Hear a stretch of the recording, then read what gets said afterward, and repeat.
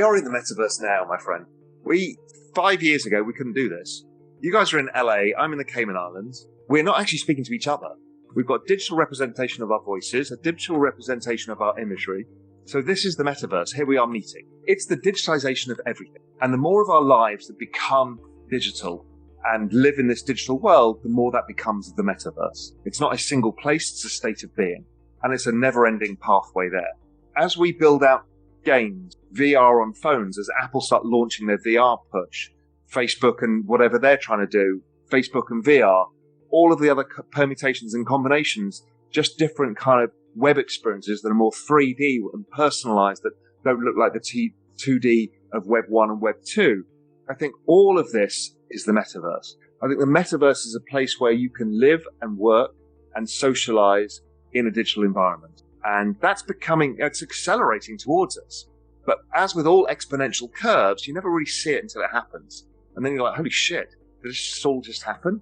And that's what's happening. If you look back over the last 10 years, oh my God, the change is dramatic. Just think of the iPhone alone. Even if you think about Teslas and self-driving cars and all of that, that's all kind of part of the whole metaverse concept where your digital life is everything. It's much bigger than people realize. People try and focus on Ready Player One and think of it as that, but it's not. Everything is being digitized and it's happening in an accelerating pace. And that is the metaverse. And you're not forced in it. Right now, we're forced into communities within Facebook and Google and these kind of platforms. But the new world allows us the freedom of movement. It's the same happening with money. We've basically now got the freedom of opting out of the US dollar and using Bitcoin, or opting out of US Treasury. So it's the opting out ability that I think is really powerful. Because if you've got freedom of movement, then they're more incentivized to not be monopolistic, or at least evil in their intention of their monopoly. They may end up as a monopoly, and that's fine. But at least they need to treat people better because people can leave, particularly when you own your own digital identity. Right now, Google basically owns your identity and uses it how they see fit. But in time, that will change, and that will open up a whole different set of opportunities. Because your definition of the metaverse, we're in it now, the digital age. Is blockchain, the benefit of that, just verifiable ownership in that digital world?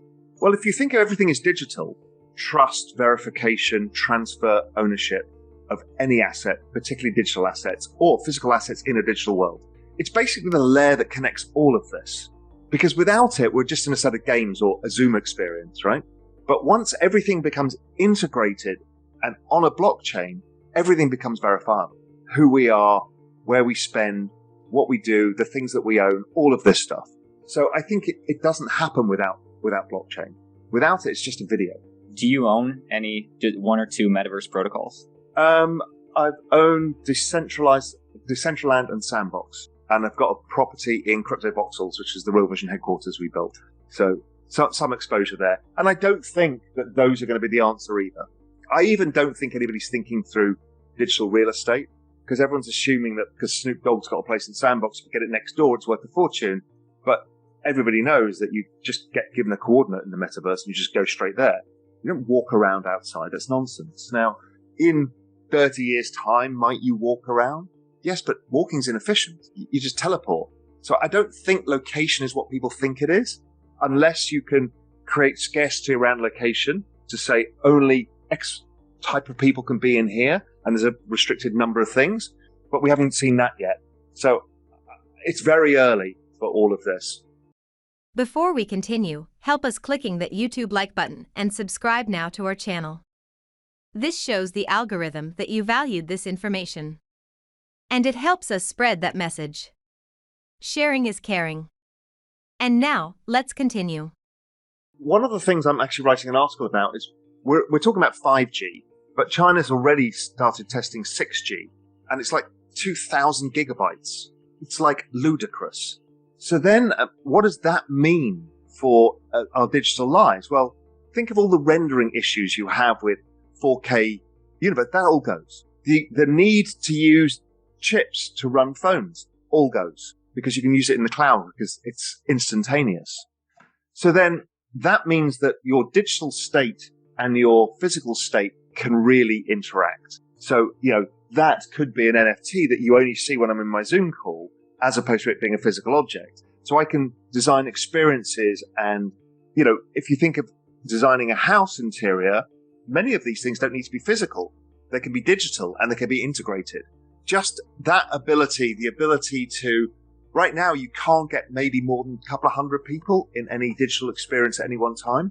So even in Fortnite and stuff, if you have a concert, even though 22 million people turn up, there's actually about 200 physical avatars that you can interact with. Well, that all goes. So then you're physically interacting with everybody and anybody at scale. Okay, that becomes really interesting as well. What does that mean? How do we do that? Is that VR? Is it on a screen like this? Is it hologram? Hologram's coming. I mean, I was at Coachella when they rolled out the hologram for Tupac, and it was like, that was mind blowing. And we really haven't experimented much with that.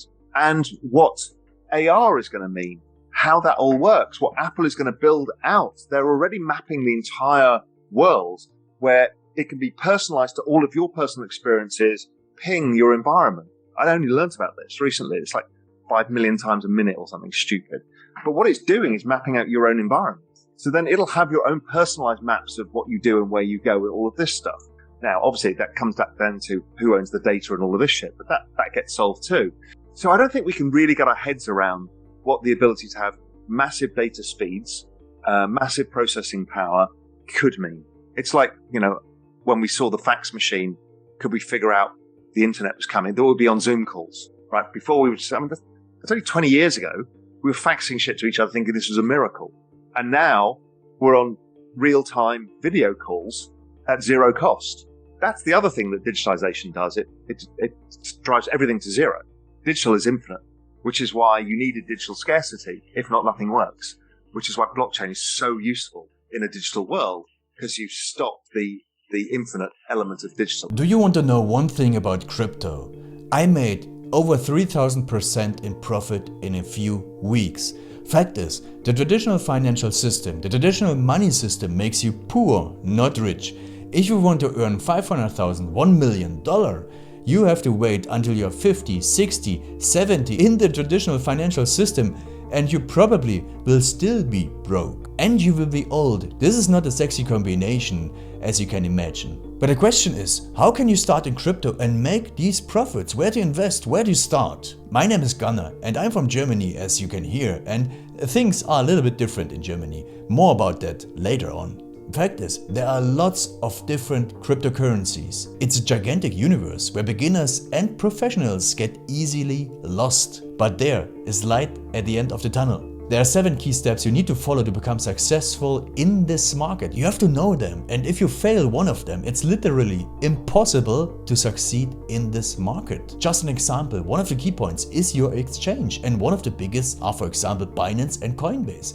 These are trusted and well-established exchanges, but, and this is a big but, you won't find the super profitable coins on those exchanges. The unknown super profitable coins that get gigantic profits are not traded on those kind of exchanges. They are traded on much smaller insider platforms that are barely known. And I can tell you what those super secret exchanges are and why they are so profitable. And another super important thing are the right information sources. The point is, the internet is gigantic. There are hundreds and hundreds of YouTube channels, blogs, pages, and much more. And there are also market makers and influencers. For example, Elon Musk, he is not a crypto guy, but the moment he recommended Dogecoin, it went through the roof, to the moon, so to say. But why did he recommend it? Where did he hear it from? He didn't hear it from newspapers. And believe me, he is listening to someone. But you have to know who, and you have to react before he is reacting. This is really, really important. And these are only 2 of the 7 steps you have to follow in order to be successful in crypto. And if you want to know all of these steps in much more detail, and if you want to have a comprehensive checklist, here's what you should do. There is a link below this video. Click on this link and you will get the opportunity to subscribe to my channel. Click on the link and you will see a video where I explain the next steps. So see you soon. Click on the link now. I'll see you there.